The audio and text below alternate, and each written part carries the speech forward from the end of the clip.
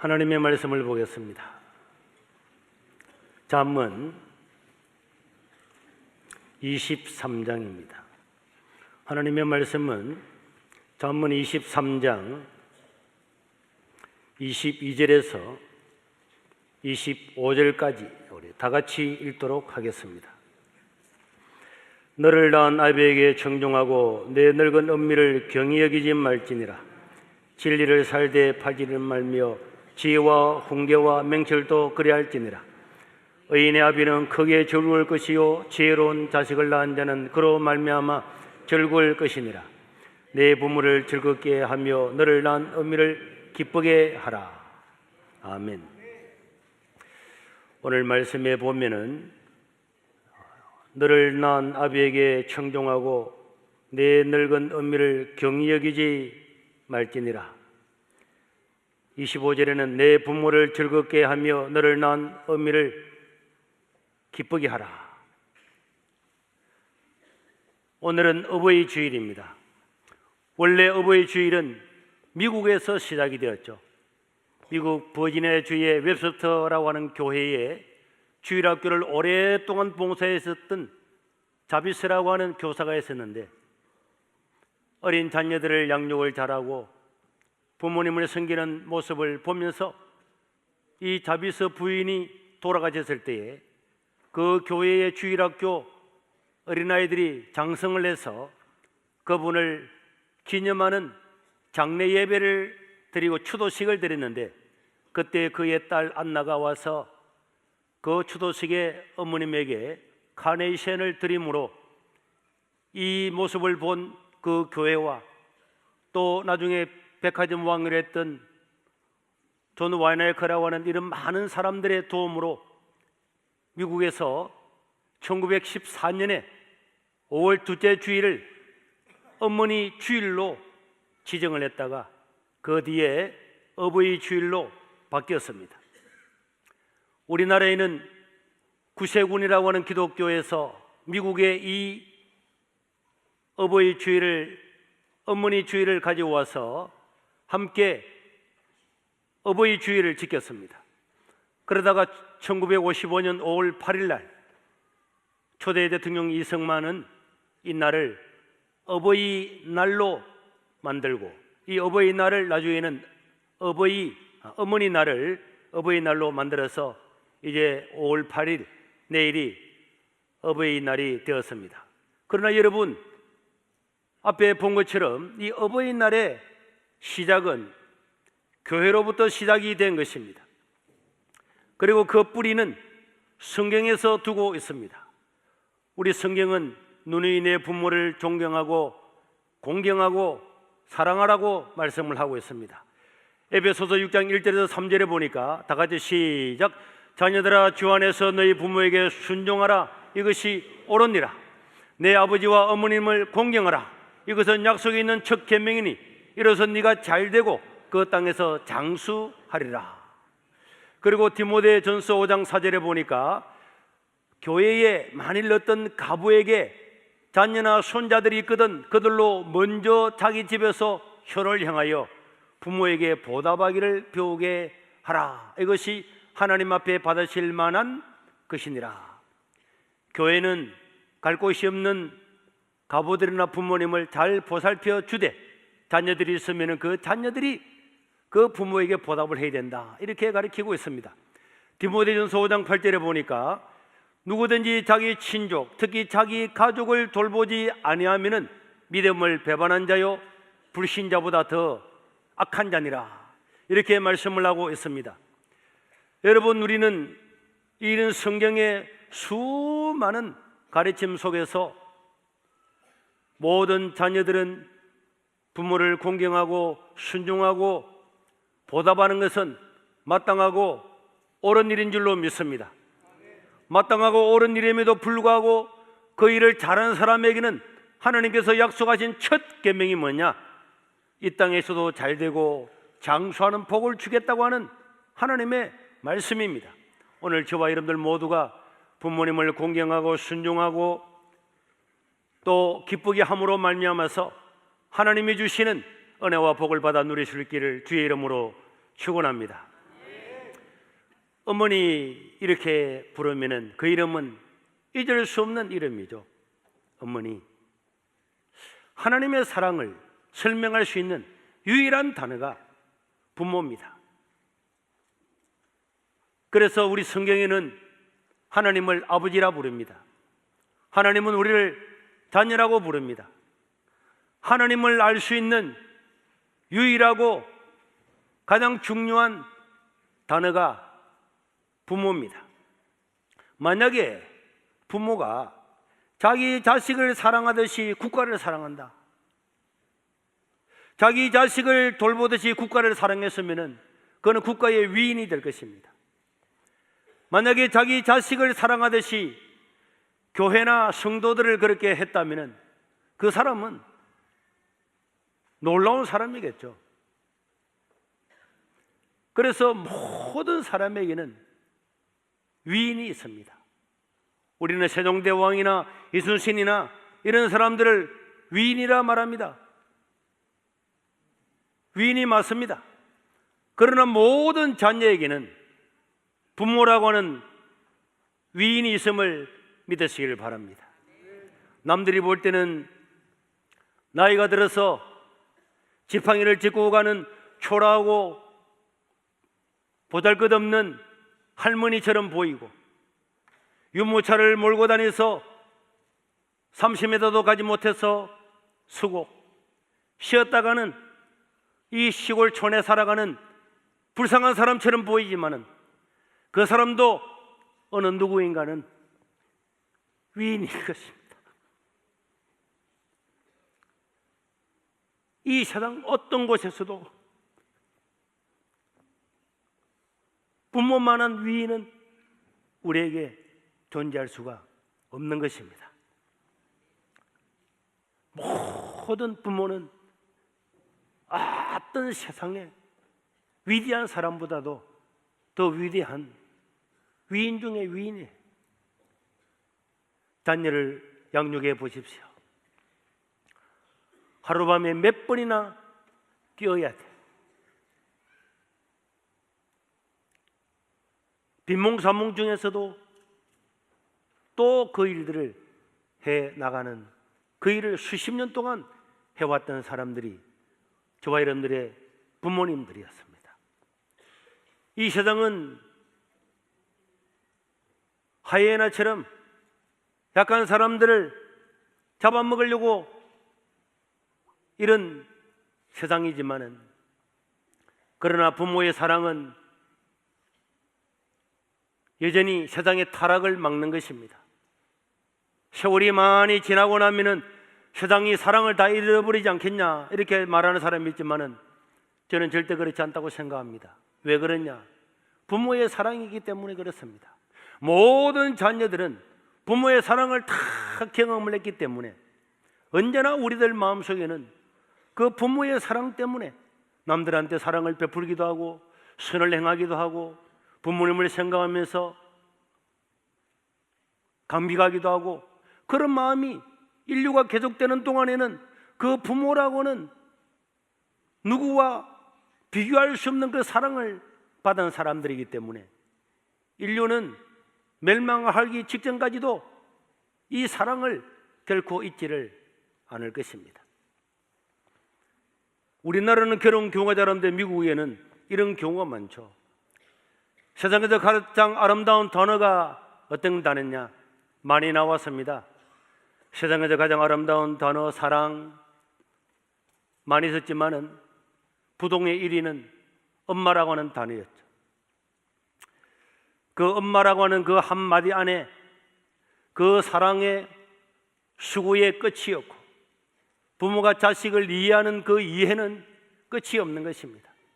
우리는 누군가에게 사기를 치고 누군가에게 내가 죄를 범하면은 한 번 용서해 줄 수 있고, 두 번 사기당할 수 있고, 세 번 용서해 줄 수 있지만은 네 번, 다섯 번, 여섯 번, 10번 속는 바보는 아무도 없습니다. 그러나 부모는 자녀를 이해하고 또 이해하고 10번을 이해하고 100번을 사랑하고 10,000번을 용서해도 부족한 것이고 끝이 없습니다. 그 희생에도 끝이 없는 거죠. 젊음도 퇴색이 되고 우정도 다 변하고 사랑도 시들어가지만은 부모의 사랑은 죽는 순간까지도 끝이 없는 것입니다. 그래서 정연복이라고 하는 시인은 이런 시를 지었더라고요. 엄마라고 하는 시였는데 세상에 태어나서 맨 처음으로 배우는 말, 세상 떠나면서 마지막으로 하고 싶은 말, 엄마. 사람은 태어나서 엄마라고 하는 말을 가장 먼저 배우는 거죠. 물론 아빠가 강력하게 집에서 육아를 하면서 아빠 하면은 혹 정신이 차리지 못한 아기가 아빠라고 먼저 부르는 이런 경우가 있지만은 대부분의 아이들은 태어나서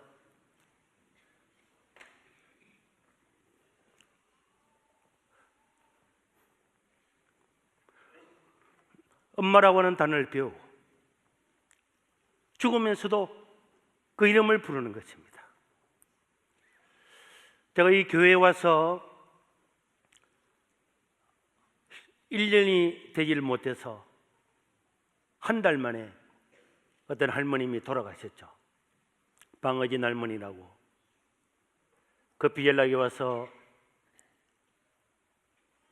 찾아가 보니까 숨을 헐떡이면서 80이 넘은 그 어머님이 숨을 거두고 있었습니다. 제가 그분 집사님의 손을 꼭 잡고 기도를 해드렸어요. 기도를 해드리고 그 기도를 마칠 즈음에 그분이 숨을 막 몰아치더라고요. 몰아치면서 주여, 집사님 내가 주여. 당연하죠. 지금 그러니 주여 하다가 숨을 탁 멈추더라고. 아, 돌아가셨구나 했는데 또 숨을 쉬더라고. 그러더니 그분이 아이고 오메요 하면서 소천을 하시더라고. 80이 넘은 그 할머니는 자기 엄마는, 친정엄마는 수십 년 전에 돌아가셨어요. 그게 늘 마음에 남아있더라고요. 수십 년이 지난 자기 친정어머니는 수십 년 전에 돌아가셨는데도 불구하고 80이 넘은 할머니가 세상을 떠나면서도 잊을 수 없는 단어는 엄마였습니다. 그것은 이 세상 가운데서 부모처럼 자녀를 이해하고 용서하고 사랑하고 수고한 사람은 아무도 없기 때문에 사람이 외롭고 힘들고 지치고 고달플 때, 남으로부터 비난을 받을 때 그 부모가 그리운 거예요. 군대 가서 고생 많이 하는 자녀들은 부모를 돌립니다. 살아가다가 경제적으로 어려움을 당했을 때 남자나 여자나 부모를 돌립니다. 부모는 모든 사람의 부모는 이렇게 한결같은 사랑으로 살아오셨습니다. 지난주에 다른 데 일하러 가다가 돌아오다가 사고난 할머니들의 이야기를 여러분 뉴스를 통해서 들었을 겁니다. 그 돌아가신 할머니 가족들한테 할머님이 이 연세에 왜 일하러 가셨느냐고 물어보니까 손주들의 용돈이라도 주려고 일하러 갔다는 거예요. 부모는 젊어서는 자녀를 키우고 나이가 들어서는 손주 용돈이라도 벌어서 주고 싶은 이런 변함없는 마음으로 살아오셨기 때문에 내 부모나 남의 부모나 옷을 빨리 세탁을 하지 못해서 냄새나는 옷을 입고 지나가는 할머니를 보고 코를 막고 지나가는 것이 아니라 오히려 위로하고 저분도 누군가의 위인이고 누군가의 어머니로 살아온 위대한 분임을 깨닫고 우리 성도님들은 나의 부모, 남의 부모 따지지 않고 하나님의 말씀을 따라 섬기고 공경하는 것이 마땅하고 옳은 줄로 믿습니다. 아버지는 방금 간증한 것처럼 울타리와 같은 존재라서 겉으로 보기에는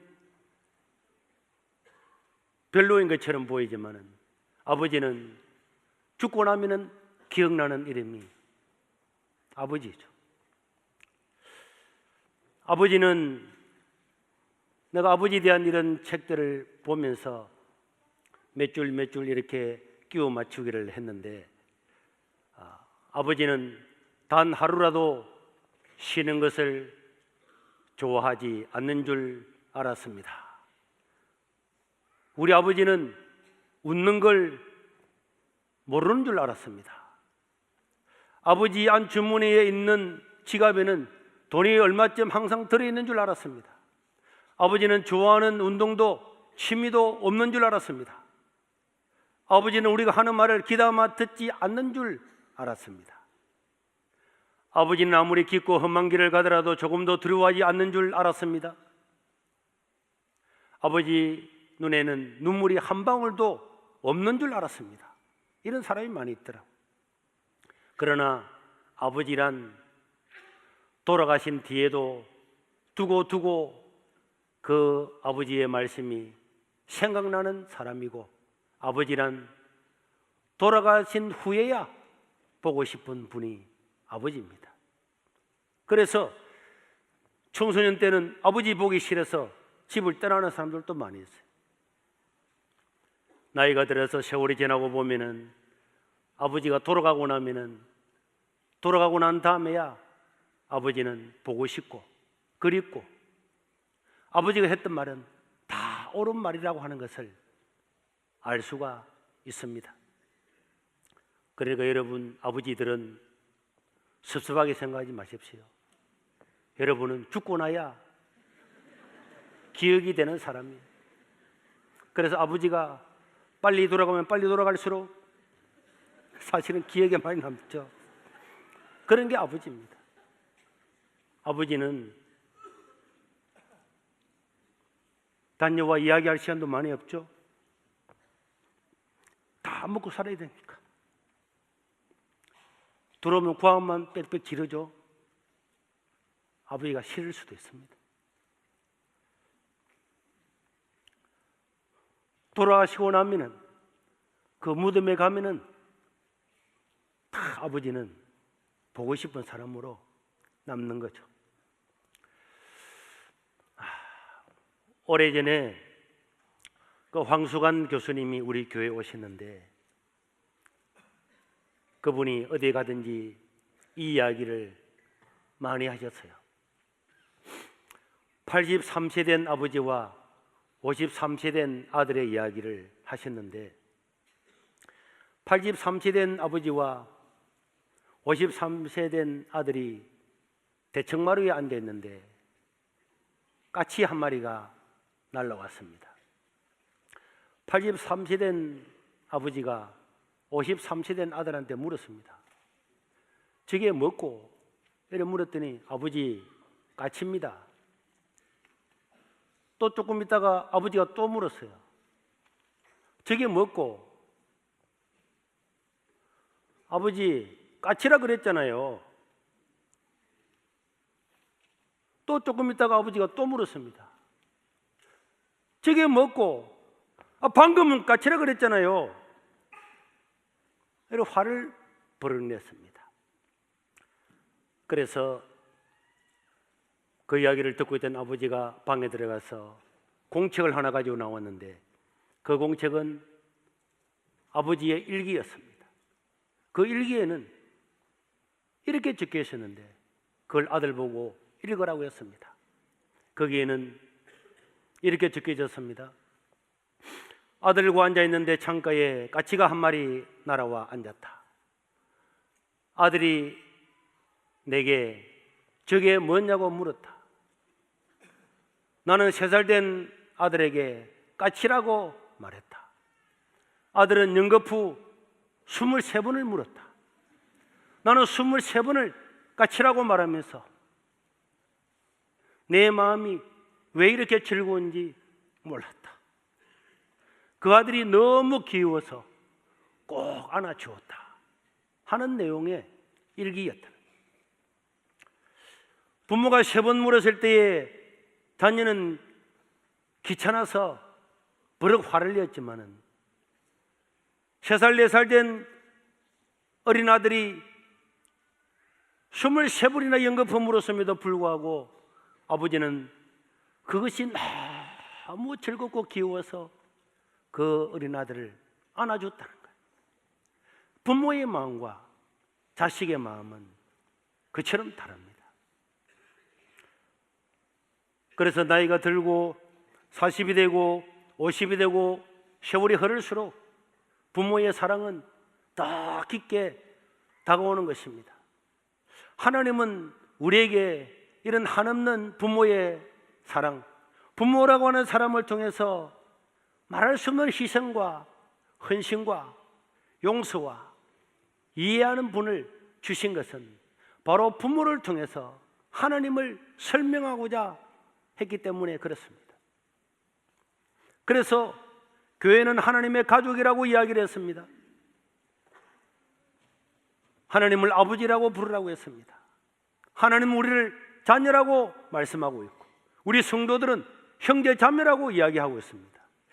이 부모라는 이 관계, 가족이라고 하는 관계를 통해서 하나님은 하나님이 누구신가를 설명하고 싶었던 것이고, 그래서 부모라고 하는 것은 유일하게 하나님을 설명할 수 있는 존재인 것입니다. 어떤 자녀가 식탁 위에 메모를 하나 남겼습니다. 엄마가 무슨 메모를 남겼는가 가서 보니까 엄마 어제 심부름 한 것 2,000원, 아빠 구두 닦은 거 3,000원, 그렇게 해놓고 달라고 이제 한 거죠. 그래서 엄마도 메모를 하나 남겼습니다.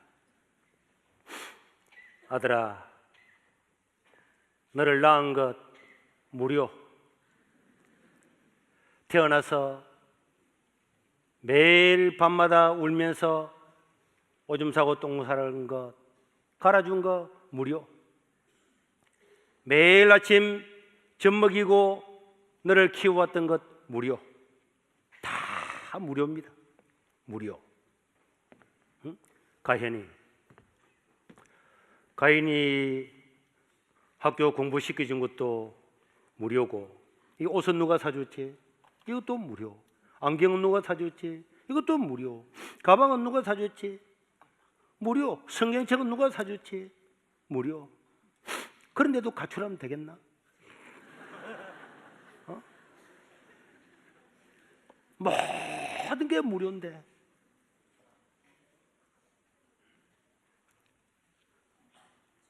하나도 빠짐없이 모든 게 무료잖아.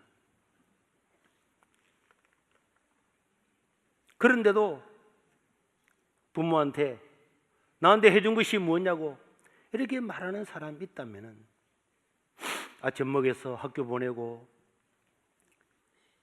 돌아오게 되면은 밥은 먹었는가, 늦잠 자면은 지각하지 않아야 될 건데 모든 것 무료. 우리는 너무나 큰 사랑을 받다 보니까 그 사랑이 당연한 걸로 생각하면서 원망과 불평은 많이 하지만은 그 고마움에 대해서 감사는 못하고 살아갈 때 많죠. 하나님의 사랑도 마찬가지입니다. 사람들은 그런 이야기를 합니다. 하나님께 불만이 많은 사람이 있어요. 하나님, 나는 너무 어렵습니다. 고통스럽습니다. 나한테 이것도 필요하고 저것도 필요하고, 나는 교회에 이런 헌신도 하고 저런 전도도 하고 나는 이렇게 많이 했는데 하나님은 내게 해준 게 뭐냐고 이렇게 하는 사람들도 있습니다. 하나님은 이렇게 말씀하고 싶은지도 모르죠. 너를 구원하기 위해서 내 아들을, 예수를 십자가에 못 박혀 죽고 너를 구원한 것 무료. 너희의 발걸음을 인도해 준 것도 무료. 너의 기도를 들어서 모았다가 필요할 때 다 응답해 준 것 무료. 모든 것 무료. 값없이 공짜로 은혜로 눈동자처럼 지켜주시고 죄 용서해 주시고 오른손으로 붙들어 주시고 이 세상 끝날까지 지키실 모든 끝날까지의 일들이 성도들에게는 무료임을 믿으시기를 바랍니다. 세월이 이야기라는 말이 있죠. 남편이 돌아가고 난 다음에 부인이 그 상녀 끝에 매달려서 같이 죽겠노라고 하는 사람도 있어도 세월이 지나면은 그 상처도 아물게 되고, 이 세상의 모든 상처들은 세월이 지나면은 잊혀지기도 하고 아물기도 하고 다 지나갑니다. 그러나 여러분, 세월이 지나고 지나가도 세월이 더 많이 지나가는데 더 기억나는 분은 부모님입니다.